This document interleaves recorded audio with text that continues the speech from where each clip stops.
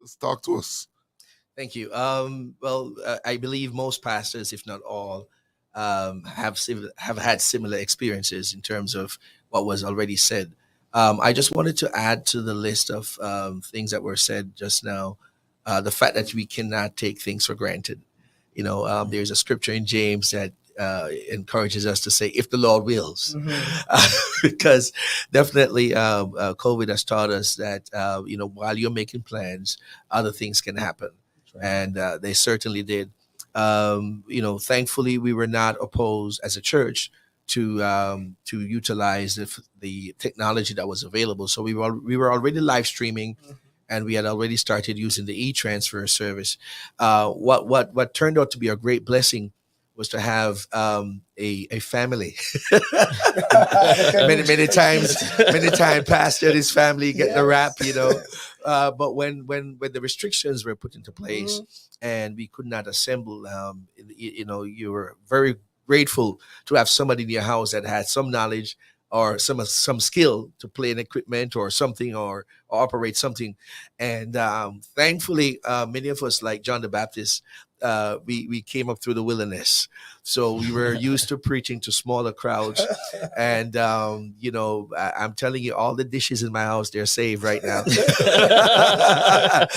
I'm telling you, we preach and because of who we are and what we have on the inside, we did not shortchange the word. Right. We gave it everything we got. Right now, let me just throw some shade a little bit. Now, you may not know this, but Bishop Smith, I'm not calling any name. Well, I did call a name, but I'm not looking over this side. Bishop Smith got the title for the longest preacher, the longest preaching. But for sure. The longest preacher pre-COVID. But yes, he's absolutely correct. COVID has taught us to get to the point.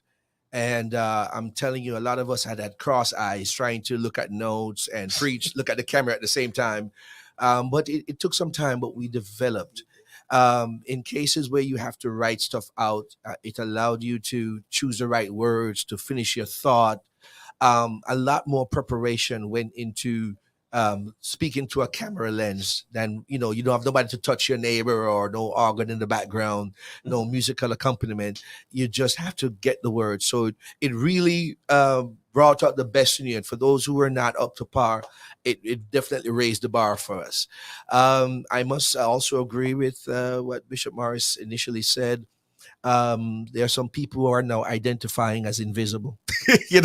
Their pronouns are where and why.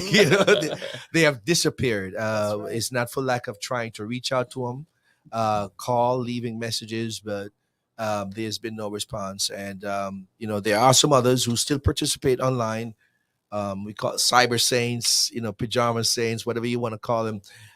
They have just not gotten to the point where they feel comfortable coming into the building, but they go to games, they fly around the world, they go shopping. But, I want to say to the folks out there before I back off this mic that if COVID is still contagious, church is not the only place you can catch it. What a way to put it. Wow.